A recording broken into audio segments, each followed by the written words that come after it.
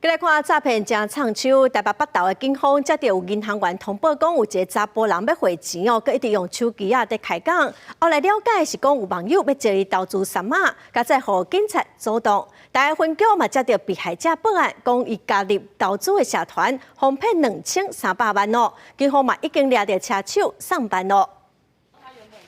查甫人准备要汇款，这个时阵警方赶到现场了解状况。查甫人讲，这个钱是要用来投资什么做买卖。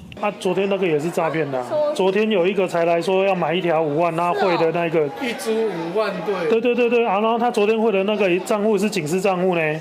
警方甲银行的行员是有嘴讲甲无烂，查甫人才总算放弃要汇款。原来是透过手机熟识一个查某朋友，对方甲伊开讲了后，嘛表示家己有咧做新买的买卖，而且佫讲会当伫第一时间来趁钱，互伊指定的口座要求查甫人甲钱落入去。加在到银行办理的时阵，行员发现查甫人一直咧用手机甲对方联络，才赶紧报警察来阻止。警方深入了解，发现林男对于人生产地、代购流程皆了解模糊，且双方未曾见面或签署合约文件，明显非正常投资或代购流程。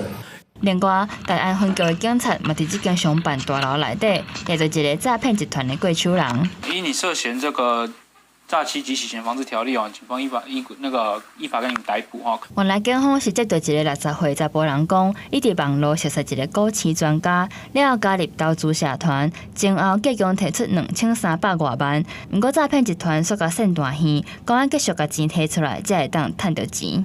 伪造团成员向男子表示，先前所投资的金额需再投入新台币1500万元，方能有所获利。后男子自觉可疑，遂向警方咨询后，惊觉受骗而报案。警方抓到诈骗集团的过手人了后，嘛查考相关的证物，专案依照诈欺罪嫌上班，嘛提醒民众对不明人士要求投资或者是加入投资社团，一定要有警觉，才袂防骗去。公视新闻综合报道。